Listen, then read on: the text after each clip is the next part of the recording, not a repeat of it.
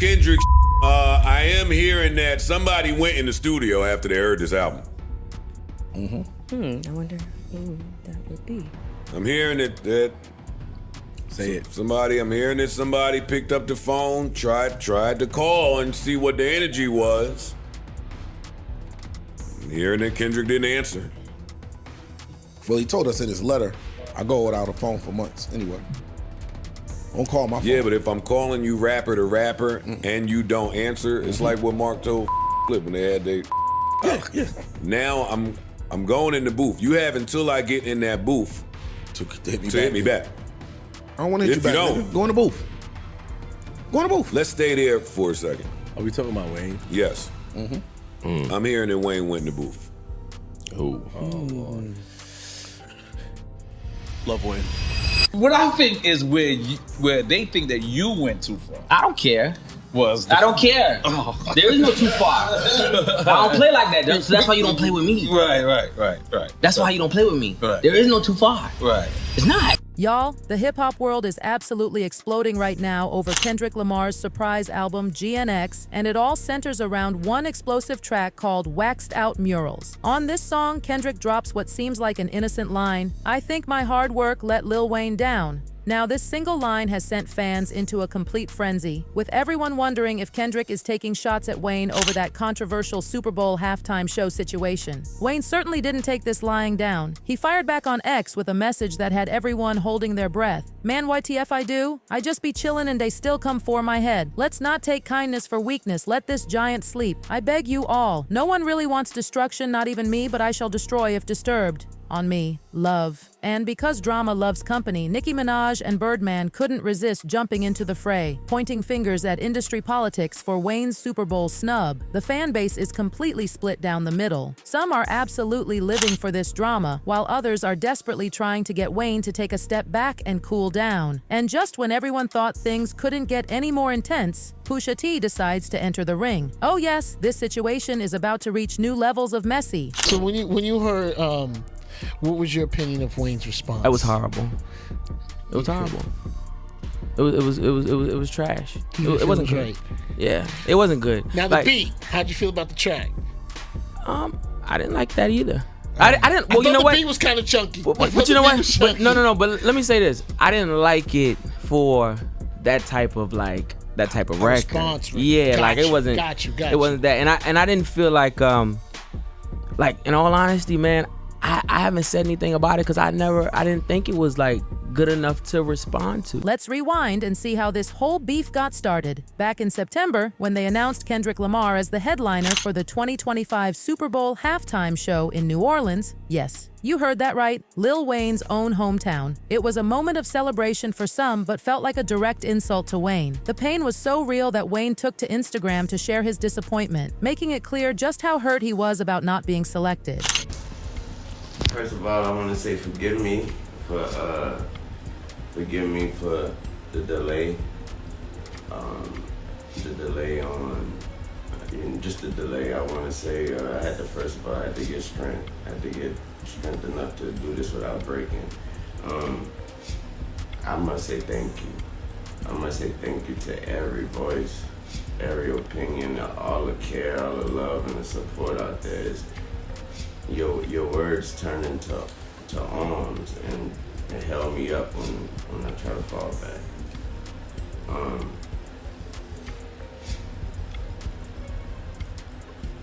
That hurt a lot. You know what I'm talking about? It hurt a whole lot.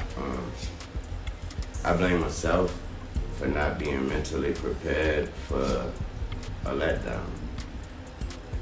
And for just automatically mentally putting myself in that position like somebody told me that was my position. So I blame myself for that, but I thought that was nothing, I thought that was nothing better than that spot, and that stage, and that platform in my city. And so it hurt a whole lot. But y'all are amazing. It made me feel like not getting this opportunity. And when I felt like you guys reminded me that I ain't about y'all. And that's an amazing reality. So, like I said, it broke me, and I'm just trying to put me back together. But my God, have you all helped me. Thanks to all my peers, my friends, my family, and my homies on sports television, everybody repping me. I really appreciate that. I really do. I feel like I let all of y'all down by not getting that opportunity. But I'm working on me. And I'm working. So, thank you. On November 22nd, Kendrick drops this surprise album, GNX, and addresses the whole Wayne situation on Wacced Out Murals. The line that got everyone talking goes, "Used to bump the Carter 3, I held my Raleigh chain, proud irony, I think my hard work let Lil Wayne down." Now, here's where things get interesting. The fans started picking this apart, and they realized this wasn't your typical diss. Instead, it was Kendrick pouring his heart out. Think about it. Kendrick's basically saying he grew up absolutely worshiping Wayne and the Carter 3. That album was everything in hip-hop. But now that Kendrick's reached these incredible heights, it feels like the very person he looked up to isn't in his corner anymore. That Raleigh chain reference, that's Kendrick acknowledging his success, but there's this sadness there too. It's like reaching the mountaintop only to find this huge gap between you and your heroes. And let me tell you something that makes this even more heartbreaking. Kendrick has always shown Wayne nothing but love. Back in 2016, in an interview with The Capture, Kendrick was singing Wayne's praises like nobody's business. Lil Wayne is the greatest not only because of his music, but also because of the culture he put behind it. It was a big part of what he was talking about. So we always hold Lil Wayne in high regards. But clearly, all that love wasn't enough, because when Wayne heard Kendrick's new track, he lost it. At 4 a.m. on November 23rd, yes, 4 in the morning, Wayne hits X with this fire post that had everyone's notifications blowing up. The fans, they went absolutely wild with their reactions. Some were trying to talk sense into Wayne, like this one who wrote, "With all due respect, Wayne, you're gifted at many things, but beef has never been your strong suit in rap. You've had some good on-liners, but that won't be enough here." Kendrick addressed the SB snub, just let it end there. Legend Kendrick is in crash mode. Then another fan just went straight for the jugular, posting, "You cried over a halftime show that was never promised to you just because you felt entitled to it like a little bee." And as if that wasn't harsh enough, someone else jumped in with, "Bye, why you acting like you didn't make a whole vid crying about the Super Bowl, plus Kendrick didn't even diss you." But Wayne's loyal supporters weren't about to let their idol take all this heat alone. They started rallying behind him, begging him to take the high road with messages like, "Ignore him, my idol, you're bigger than him. But hold on to your seats because Joe Budden just spilled some piping hot tea on his podcast." According to him, Wayne actually tried to reach out to Kendrick after hearing GNX, but Kendrick straight up ghosted him, and you know Wayne wasn't having any of that. Budden says he immediately hit the studio, which can only mean one thing: a diss track is probably coming our way. This Kendrick shit, I am hearing that somebody went in the studio after they heard this album. I wonder who that would be. I'm hearing that Say it. I'm hearing that somebody picked up the phone, tried to call and see what the energy was. I'm hearing that Kendrick didn't answer. Well, he told us in his letter, I go without a phone for months anyway. Don't call my phone. Yeah, but if I'm calling you rapper to rapper and you don't answer, it's like what Mark told Flip when they had they. Now I'm going in the booth. You have until I get in that booth to hit me back. I don't want to hit If you back. you don't, nigga. Go in the booth. Go in the booth. Let's stay there for a second. Are we talking about Wayne? Yes. I'm hearing that Wayne went in the booth. Love Wayne.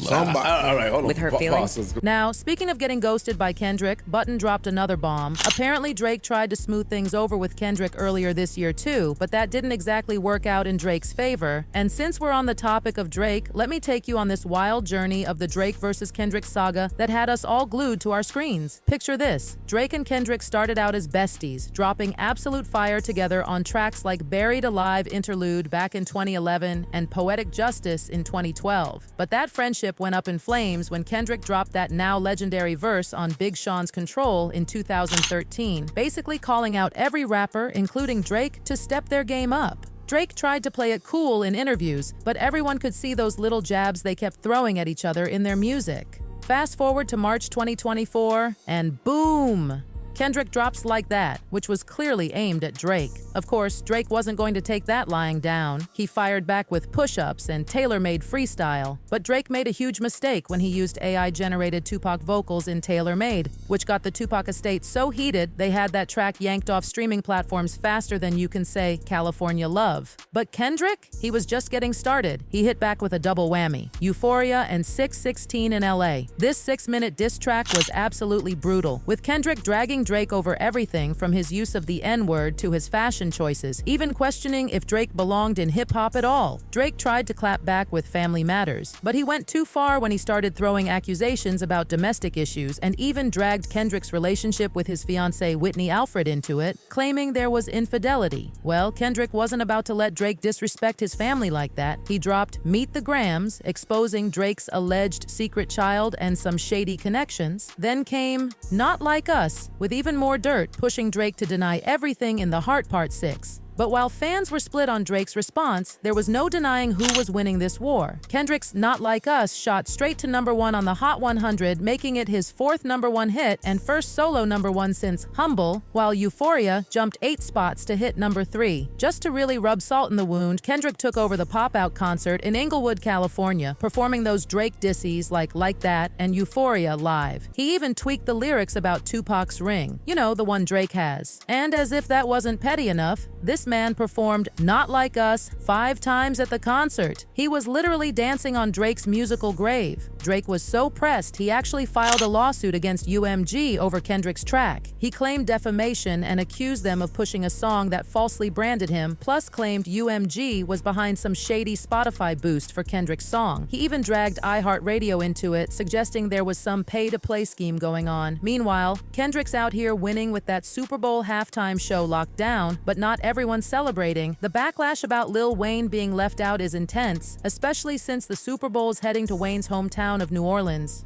Drake, Birdman, and Nicki Minaj are leading the charge against this decision. Nicki went absolutely off on X, blasting Jay-Z, who co-produces the halftime show, with this scorcher. Denying a young black man what he rightfully put into this game for no other reason but your ego, your hatred for Birdman Man Drake, and Nicki go you punishing Lil Wayne the GOAT. New Orleans, you don't get Lil Wayne? That's what we doing? Yeah. Listen, you don't get Lil Wayne in New Orleans for the Hot Super Bowl? Boys. Not just Hot Boys, Cash Money, all the songs Lil Wayne's done, whether it's Blink 182, there's no reason why Lil Wayne should not be performing the Super Bowl. There's one person who's stopping this. I know, it's not really a secret. Lil Wayne had a problem with somebody before who's kind of part of the organization running it. This is payback. Who's that? Who's Lil Wayne artist? Drake. Yeah, this is hating at this age is crazy. It's crazy, Yeah. Bro, it's ridiculous. Like Mike, there's some hip hop that you probably don't know what's going on, to be totally honest with you. So we'll school you behind the scenes. Lil Wayne not to be performing in New Orleans for the Super Bowl is egregious. And it gotta stop.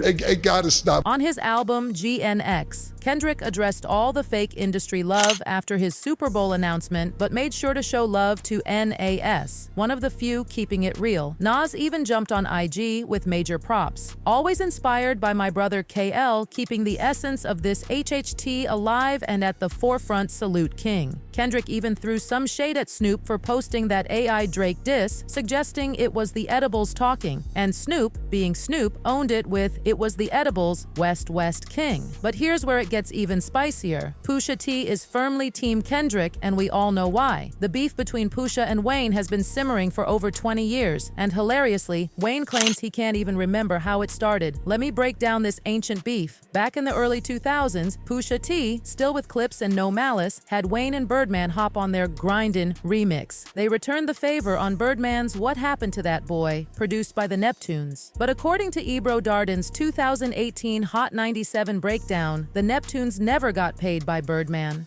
Then we had this wild moment where Wayne asked Pharrell for some Billionaire Boys club gear, got told no, but wore it anyway in his Hustler music video. He even showed up on a 2006 Vibe cover rocking Bape, Pharrell's signature style. That's what I thought too, yeah. But anyway, there was a non-payment at this point.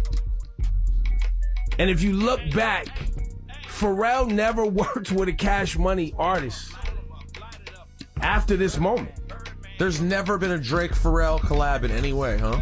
After I couldn't find one unless I missed one. And the Clips was on this too. So. The Clips was on this too. Yeah. So Pusha's here, obviously. And so then you fast forward to Lil Wayne co-opting the skateboard stylings, right? Wearing Bape after this moment. Right. Wearing Billionaire Boys Club, which is Pharrell's clothing line after this moment. And I'm told behind the scenes, Lil Wayne used to ask for Billionaire Boys Club gear and was told no. And went and wore it in a video anyway, and they was like, yo, we told you basically not to wear our stuff, and there was like an issue. Clips wasn't having any of this disrespect. They dropped Mr. Me Too, taking shots at people stealing their style. Everyone knew it was aimed at Wayne, who had the nerve to tell Complex that he made Bape popular, not Pharrell. Things cooled down for a bit until 2012 when Pusha came back swinging with Exodus 23:1, delivering that legendary line about Wayne and Cash Money. You signed to one, nay, that signed to another, nay, that signed to three, nay, now that's bad luck. Wayne was furious. He jumped on Twitter with Pusha T and everybody that loved them and dropped Ghoulish with that line, his head up his, Emma have to headbutt him. But Pusha, he just laughed it off and told Hot 97 Wayne's diss was straight garbage. When you heard, what was your opinion of Wayne's response? That was horrible. It was horrible. It was trash. It wasn't good. Right. Yeah, it wasn't good. Now the beat, how'd you feel about the track? I didn't like that either. I didn't. Well, you know what? The beat was kind of chunky. But you know what? But, no. But let me say this: I didn't like it for that type of record. Yeah, like it wasn't. It wasn't that, and I didn't feel like in all honesty, man, I haven't said anything about it because I didn't think it was like good enough to respond to. Like I didn't. Favorite collaborations that you've done, Nostalgia, featuring Kendrick Lamar. If I had to put two people that are closely related, I think about you and him just in terms of high-level lyricism, storytelling, authenticity, community-based, family-based. So when you see somebody like him who's in a similar vein, come from developing to now heading the Super Bowl, what do you view his branding and his impact on the game? Man, it's amazing. Like, you gotta think, I'm sure people have said and have told him his whole career, like, oh my God, you rap good, you're great, but you rap too much. You need to make a song like this. You need to do that. It's amazing to watch him be exactly who he is, be the lyric king. And people who never even listen to lyrics are like reciting his freestyles, his battles, his songs. It's great to watch. And it's great for what it is that we do in lyric-driven hip-hop.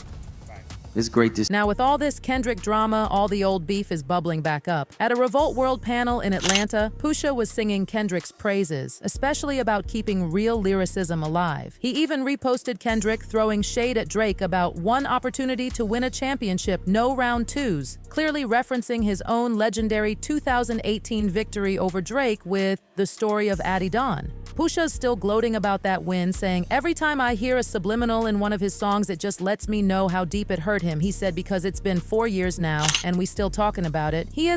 I'm cool, but every time it's a subliminal, I'm like, yes, it burns it still. Burns it lets me know I love it. When Kendrick shouted him out on Euphoria with F all that Pushin' P, let me see you Pusha T, Pusha was all over it, praising Kendrick's incredible display of battle rap. What I think is where they think that you went too far. I don't care. I don't care. Oh. There is no too far. I don't play like that. So that's why you don't play with me. Right. That's why you don't play with me. Right. There is no too far. Right. And trust, Kendrick's cut from that same ruthless cloth as Pusha. If Wayne follows through on his promise to destroy Kendrick, we're not just looking at a diss track, we're about to witness an all-out lyrical war. But what do y'all think? Can Wayne really go toe-to-toe with Kendrick in this battle? Drop those thoughts in the comments below, and if you thought this tea was hot, just wait till you see what's coming next. Don't forget to like, subscribe, and hit that bell. Trust me, you don't want to miss what happens next in this hip-hop saga.